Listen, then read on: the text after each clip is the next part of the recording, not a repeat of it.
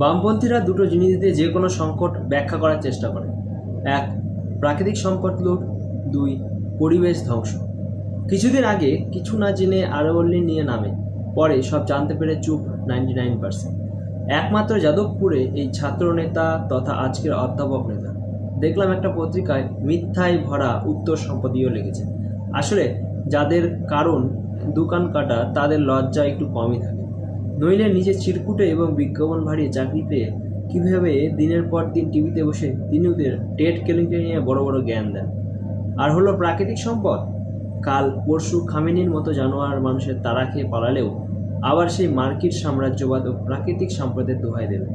কিন্তু গত 70 বছর প্রায় চীনে যে তিব্বতের মানুষকে পরাধীন করে খাঁচার মতো পশুর মতো ব্যবহার করে তাদের lithium, copper, borax, chromium, lead, zinc, সোনা, রূপা, ইউরেনিয়াম, কয়লা এবং বিভিন্ন বিরল মৃত্তিকা ডাকাতি করে নিজের উৎপাদন কেন্দ্র বানাচ্ছে, সেই ব্যাপারে কলকাতার আতেল সমাজ চুপ গত 70 বছর। কিন্তু কিছু তারা দেখেনি, কিছু শোনেনি। আর জল সম্পদ, পুরো সিন্ধু এবং ব্রহ্মপুত্রের জল অন্যদিকে নিয়ে গেছে। বড় বড় জলবিদ্যুৎ প্রকল্প বানিয়ে পরিবেশের যে সর্বনাশ করেছে তার কোনো তুলনাই হয় না।